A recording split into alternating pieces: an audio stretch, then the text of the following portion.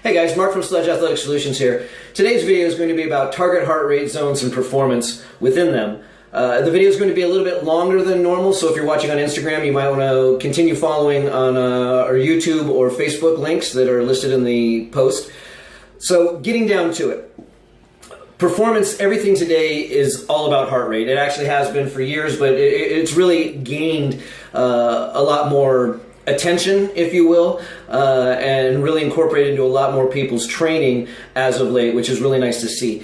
One of the things about when setting up your zones, typically you're going to run across the regular 220 minus your age in order to figure out what your maximum heart rate is, and then you can compute or factor what your percentage is of which you're trying to target. Typically between 70 and 80% is listed as a fat burning zone. And this is true, and that's great, but if you don't have it individualized for you, you're kind of cutting yourself a little bit short. So if you can take your resting heart rate, what that is you find your pulse for a full 60 seconds upon waking.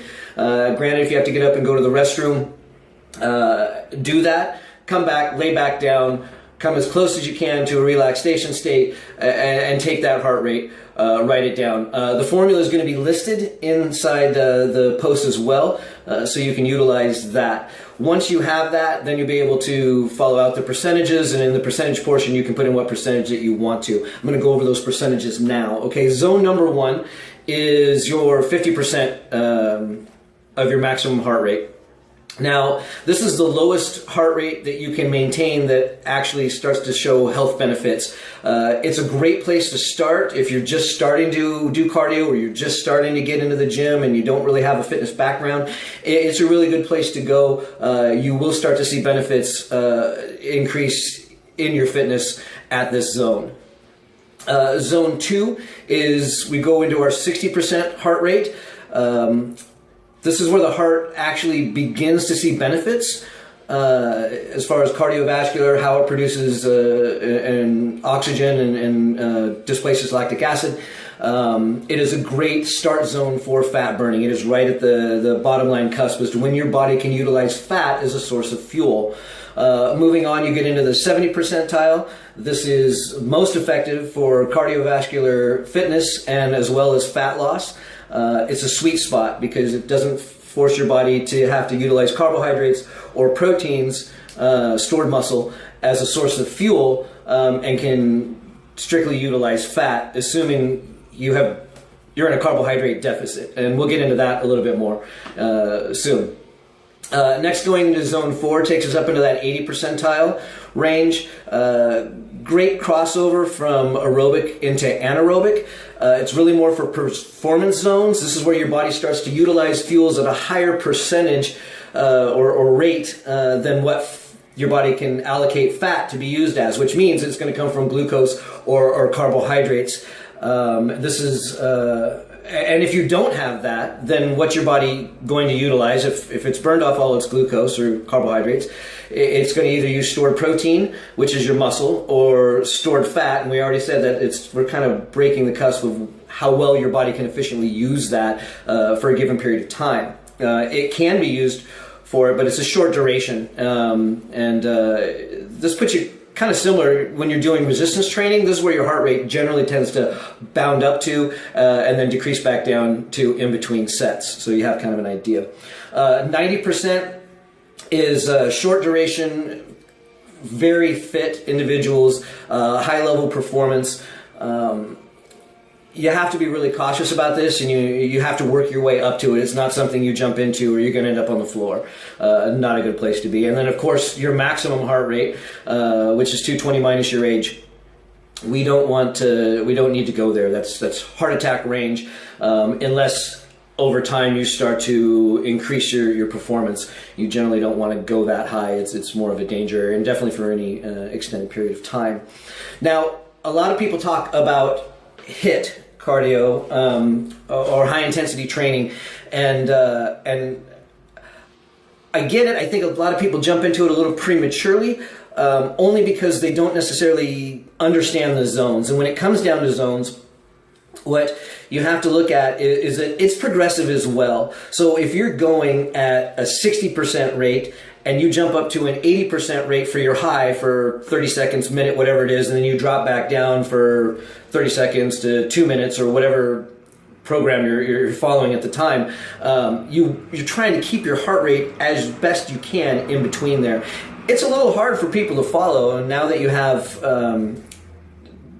technical devices to be able to utilize, like the heart rate monitors, and there's just so many different systems out there that help you track where your heart rate and where your fitness is going along the way. It's made it a lot easier. But if you're trying to do it just by taking your pulse in between sprints or whatever, you're going to notice it's erratic, and you're going to notice that you don't have a lot of consistency there. Consistency allows you to set or meet a foundation so that you can continue to move forward and on to the next portion, so that it can be progressive and you're not beating your head against the wall.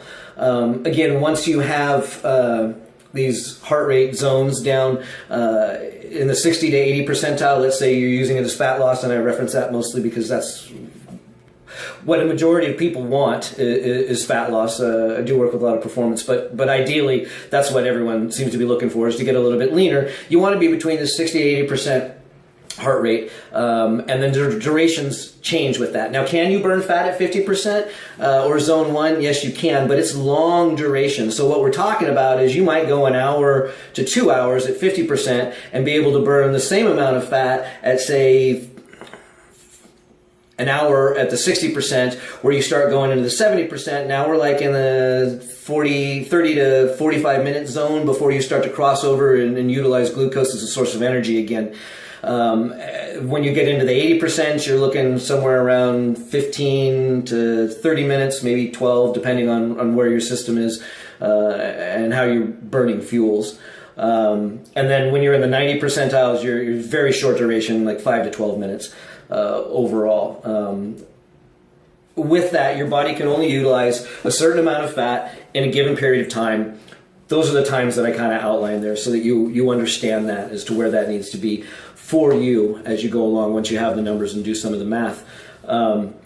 Talking about glucose deficit cardio. So the two basic times that, or best times rather, that you want to be doing cardiovascular exercise for the sake of fat burning is in a glucose deficit, which means your body, either you've woken up first thing in the morning and your body's utilized all its fuels throughout the night.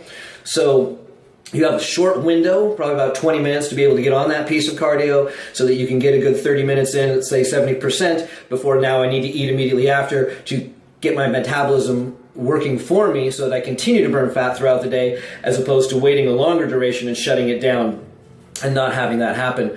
The other time that is optimal is post-training, when you've eaten your meal, you've gotten your digestion 45 to 90 minutes earlier at least. You come in, you train, you bang it out hard, get that heart rate up at that 80%, so start to fluctuate back and forth in between sets or HIIT training, whatever it is you happen to be doing at the time. But you still want to go burn some fat because it's not accelerating at the rate that you wanted it to by just the training alone. Then you can go ahead and do some low duration cardio at like that 70% for another 20 to 30 minutes, and only use fat as a source of fuel, because all the sugars or glucose was burned off or somewhere within that amount during that training time that you were doing. And as you go along, you'll be able to feel it a little bit better. If you don't know what that is, talk to a trainer or instructor, and they can kind of give you a little bit better of an idea of where your range might actually be. If you have questions on any of that, feel free to leave comments or direct questions to me. I'm happy to help people. These are just some basics for your cardiovascular exercise and how to move yourself a little bit more forward. There are some more technical performance things that we could talk about, but really you're going to direct that on a personal level anyway.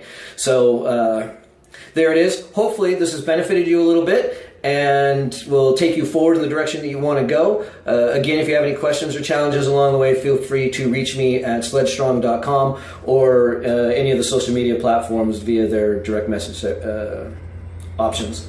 So there you go. Have a good day. Thanks.